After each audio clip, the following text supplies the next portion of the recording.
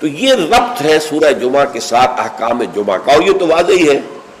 کہ در حقیقت اس سورہ مبارکہ کا نام ہی اس حکم جمعہ کے حوالے سے لیا گیا ہے۔ اچھا، اب اس میں حکم جمعہ کی اہمیت کیا ہے اس کو آپ سمجھیے۔ میں چند احادیث آپ کو سنا رہا ہوں۔ ترمذی شریف کی روایت ہے، من ترک الجمعۃ ثلاث مرات تہاونا طبع اللہ علی قلبہ، جس شخص نے 3 جمعے چھوڑ دیے کسل کی وجہ سے، یعنی کوئی اور عذر نہیں ہے، بیماری نہیں تھی، مسافر نہیں تھا، کوئی نہیں عذر، تہاونا، بس وہ اس کی اہمیت کو نہ سمجھتے ہوئے، اس کو کہتے ہیں ہون، جو آسانی سی بات ہو، بس کوئی اہمیت نہ ہو جس کی، تو تہاونا طبع اللہ علی قلبی، اللہ تعالیٰ اس کے دل پر مہر کر دے۔ اور یہ مہر کر دینا وہ بدترین سزا ہے جو بدترین کافروں کو دنیا میں دی جاتی ہے۔ ختم اللہ علی قلوبہم اور طبع اللہ علی قلوبہم، یہ بدترین کافروں کی سزا ہے۔ جو مسلمان جمعے کی اہمیت کو نظر انداز کرتے ہوئے بغیر کسی عذر کے اگر وہ جمعہ چھوڑ دے گا 3 جمعے، تو اس کے دل پر مہر ہو جائے گا۔ من ترک ثلاث جمع تہاونا بہا طبع اللہ علی قلبہ، پہلی روایت ترمذی کی تھی، یہ ابو داؤد اور نسائی کی ہے۔ وقال مالک، امام مالک نے موطا میں جو بات کہی ہے وہ یہ ہے کہ لا ادری عن النبی صلی اللہ علیہ وسلم ام لا الا انہ صفوان بن سلیم رضی اللہ عنہ قال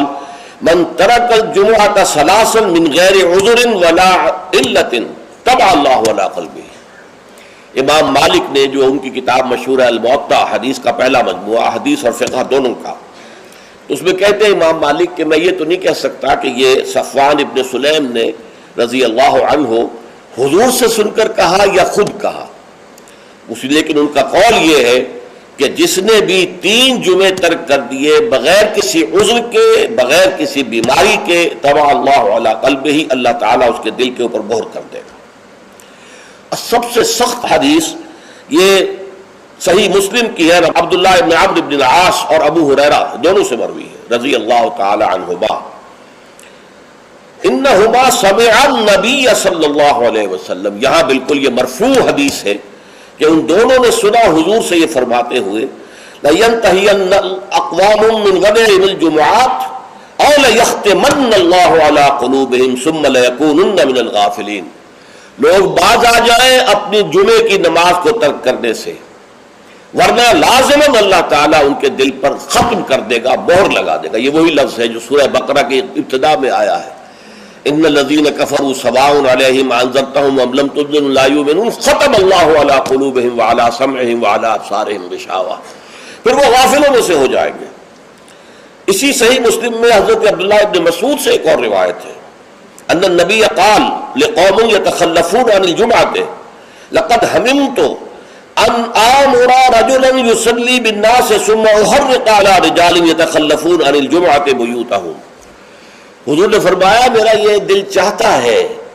کہ میں کسی اور شخص کو امامت کے لیے کھڑا کر دوں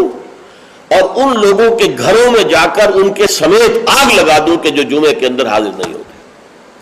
اب آپ ایک طرف حضور کی شخصیت کو دیکھیں، آپ کے اندر نرمی تھی، رقت تھی، شفقت تھی، محبت تھی، رأفت تھی، لیکن دوسری طرف سختی کا یہ عالم ہے کہ جمعے کی اہمیت، تاکہ معلوم ہو جائے کہ جمعے کی اہمیت کیا ہے۔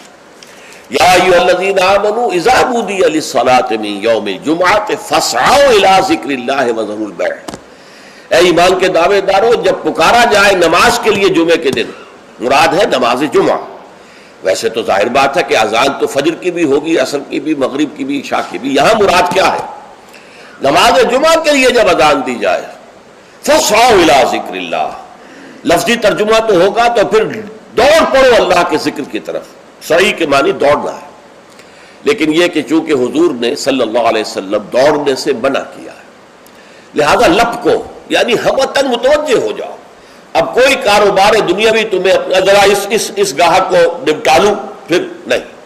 فوراً کاروبار بند۔ فرمایا فاسعوا الی ذکر اللہ وذروا البیع، کاروبار چھوڑ دو۔ ذالکم خیر لکم ان کنتم تعلمون، یہی تمہارے لیے بہتر ہے اگر تم سمجھو۔